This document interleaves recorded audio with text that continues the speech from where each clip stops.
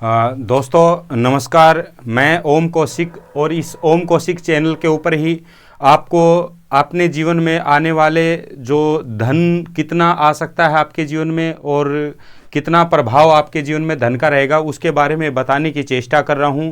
और कृपया करके इस चैनल को लाइक और सब्सक्राइब करें ताकि ऐसे ही जो वीडियो है मैं आपके लिए बनाकर लाता रहूं। तो दोस्तों आइए मैं आपको बताने का प्रयास कर रहा हूं, क्योंकि धन का प्रभाव आपके जीवन में, क्योंकि प्रत्येक प्राणी के मन के अंदर ये जो विचार हैं ये उत्पन्न तो होते ही हैं और ये हमारी नियति ज़रूरतें भी हैं जो हमारे भौतिक जीवन के अंदर, कि धन होगा तभी तो हम सुख का जीवन व्यतीत कर सकते हैं, तभी अपने भौतिक सुखों की प्राप्ति के लिए जो भी वस्तुएं हैं वो खरीद पाते हैं। तो इसके कारण क्या है कि सबसे पहले हमने ये जानना है कि जो ये हमारा जो धन का भाव होता है ये होता है, ये जो लगन चाहिए, इसमें मैंने 1 नंबर लिख रखा है, इसमें कोई भी नंबर क्यों ना लिख रखा हो, क्योंकि यहाँ अगर 2 नंबर लिखा जाएगा तो यहाँ जो धन के भाव में 3 नंबर लिखा जाएगा दोस्तों। तो जब ये 3 नंबर अगर जब लिखा जाएगा तो इसके धन का स्वामी का जो मालिक है वो बदल जाता है।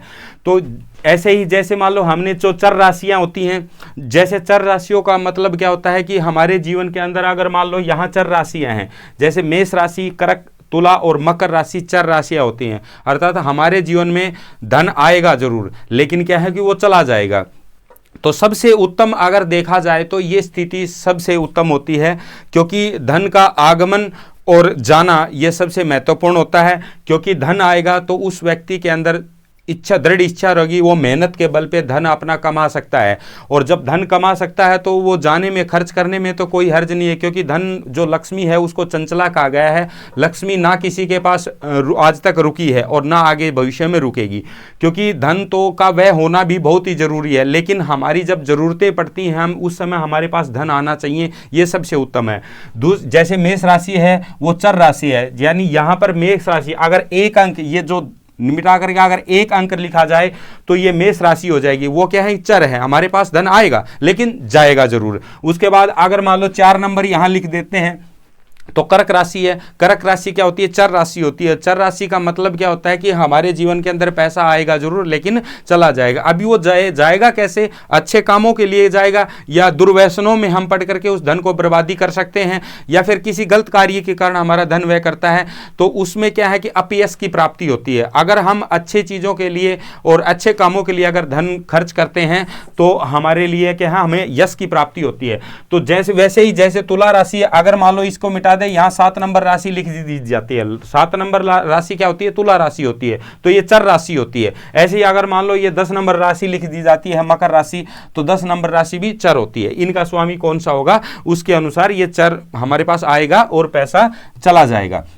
अभी क्या है कि वृक्ष राशि, ये जो स्थिर राशि है, स्थिर जो राशियां होती हैं जिसकी कुंडली के धन भाव में, उस व्यक्ति को हो सकता है कि उसको अपने जो पूर्वजों के कारण जो प्रॉपर्टी या जमीन जायदाद या पैसा वगैरह मिला है तो वो स्थिर है, वो स्थिर होता है। ये ज़्यादा प्रभावशाली नहीं होता, क्योंकि व्यक्ति के अंदर खुद कमाने की अगर चेष्टा है और पैसा आए चला जाए वो सबसे उत्तम होता है। स्थिर है, हो सकता है वो व्यसनों में पड़ के अपने जो पूर्वजों की जो संपत्ति है उसको बेच दे या फिर दुर्व्यसनों में पड़ के उसको बर्बाद कर दे, तो ये स्थिर राशि। मेन जरूरी है हमारे पास धन आना चाहिए और चला जाना है, कोई बात नहीं, अच्छे कामों के लिए जाता तो उत्तम है, अति उत्तम है, लेकिन हमारी जरूरतों के अनुसार आना बहुत जरूरी है।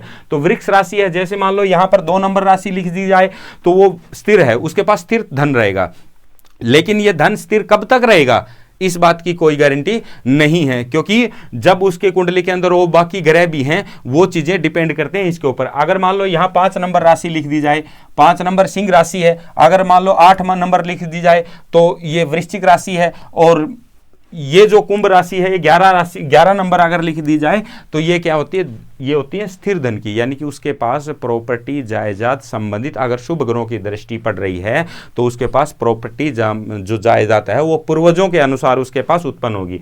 अभी मान लो ये जो द्विव स्वभाव राशियां हैं, ये द्विव स्वभाव राशियां, यानी कि पैसा आएगा, रुकेगा, नहीं रुकेगा, चला जाएगा, ये चीजें हैं, उसके मतलब संशय की स्थिति उत्पन्न हो जाती है उसके अंदर, भाई कभी रुक जाए, कभी चला जाए, या अच्छे कामों में जाए या बुरे कामों में जाए। तो जैसे मान लो यहाँ 3 नंबर राशि लिख दी जाती है तो द्विव स्वभाव राशि है। अगर मान लो यहाँ पे मान लो समझो अगर कन्या राशि है, 6 नंबर राशि लिख दी जाए 6 नंबर लिख दिया जाए तो यहाँ पर कन्या राशि है, 9 नंबर है तो धनु राशि है, 9 नंबर लिख दिया जाए। और अगर 12 नंबर यहाँ पे लिखा हुआ है तो मीन राशि है, उसकी क्या है, द्विव स्वभाव राशि है। यानी द्विव स्वभाव का मतलब पैसा आए, आ भी सकता है, नहीं भी आ सकता है, खर्च भी हो जाए और ना भी हो जाए, उसमें संशय की उत्पत्ति नहीं है। अभी ये देखना है हमने कि हमारी कुंडली के अंदर, आप अपनी कुंडली के अंदर देखना कि सबसे ज्यादा बलाबल किसका है, इस धन भाव के अंदर कौन से ग्रह का है। मान लो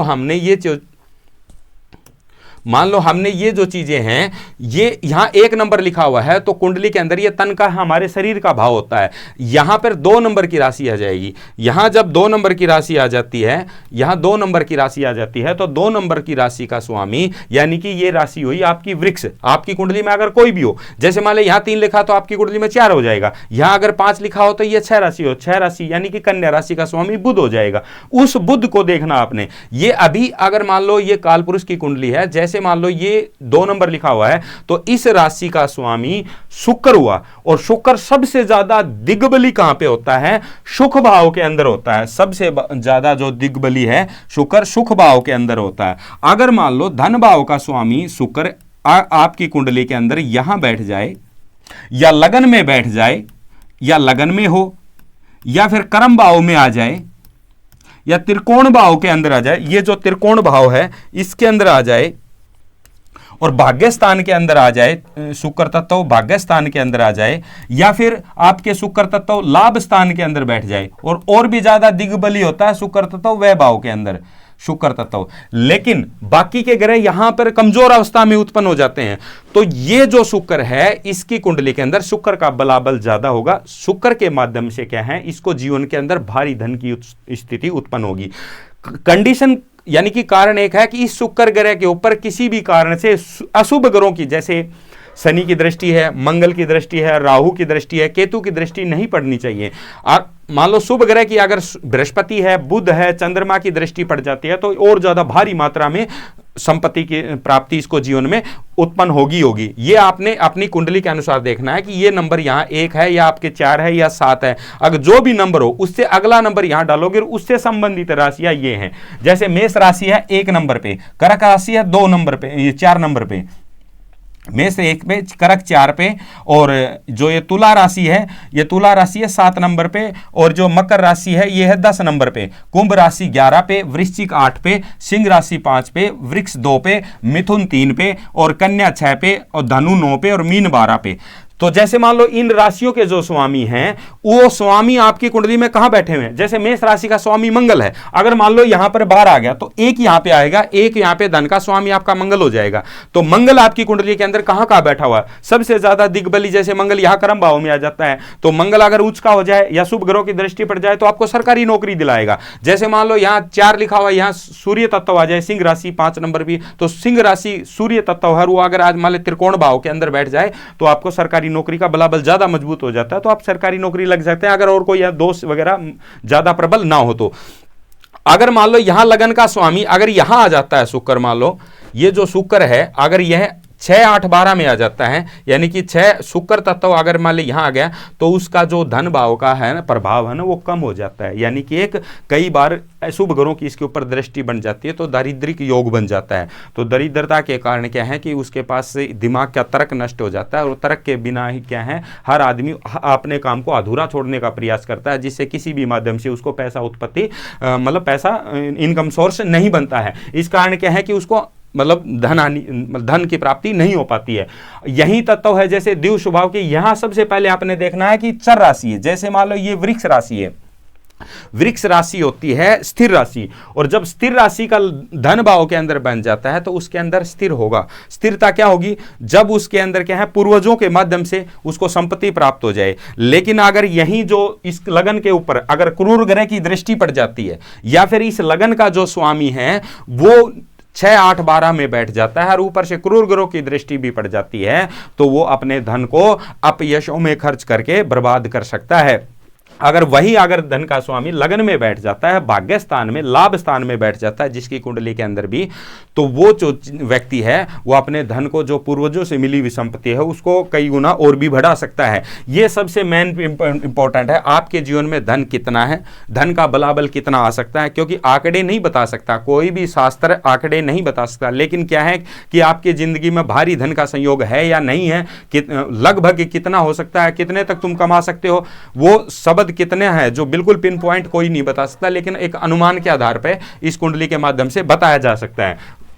दूसरा क्या है कि अगर मान लो यहां पे 2 नंबर की राशि लिखी हुई है तो यहां 3 नंबर की आ जाएगी, तो 3 नंबर का स्वामी जो मिथुन है, मिथुन राशि का स्वामी बुध होता है। अगर बुध मान लो जब यहां 3 आएगा तो 4 यहां, 5 या 6 पे यहां आ जाएगा। अगर बुध यहां बैठ जाता है, यहां बैठ जाता है बुध, तो और यहां बुध बैठ जाता है, अगर बुध यहां पे बैठ जाता है तो भाग्य स्थान में, लाभ स्थान में बैठ जाता है, तो भारी धन शेयर मार्केट के माध्यम से भी आने के बहुत ज़्यादा प्रबल योग हो जाते हैं, क्योंकि बुध युवा ग्रह है, शेयर मार्केट के प्रति बिल्कुल स्पष्ट ग्रह है ये, क्योंकि युवा अवस्था के होने के कारण जल्दी लाभ दिला सकता है हमें। तो 6 नंबर में बुध उच्च का भी हो जाता है। तो जब बुध उच्च का हो जाता है, जब बुध ग्रह उच्च का हो जाता है तो हमें भारी सफलता प्राप्त होने के अंदेशे बहुत ज़्यादा बन जाते हैं, तो इससे हमें भारी धन प्राप्त कर सकते हैं। अगर मान लो यहाँ हमारे यहाँ 4 नंबर लिख दिया तो यहाँ 5 नंबर जाएगा, तो सिंह है, सूर्य तत्व, 6, 8, 12 में नहीं बैठना चाहिए। अगर इन 6 भावों में और 8 भावों में बैठ जाता है तो उसका धन का प्रभाव कम हो जाता है। अगर कोई और ग्रह मजबूत, उसकी कुंडली के अंदर कोई और राजयोग वगैरह नहीं बन रहा है, तो उसको हानि होने के ज़्यादा चांसेज हो जाते हैं, क्योंकि धन बर्बादी की तरफ ज़्यादा चल जाता है, अपने पूर्वजों की संपत्ति को नष्ट कर सकता है। द्वितीय स्वभाव राशियां हैं भाई, उसके जिंदगी में अगर लाभ स्थानों में बैठ सकता है तो फिर उसमें आ भी सकता है और नहीं भी आ सकता।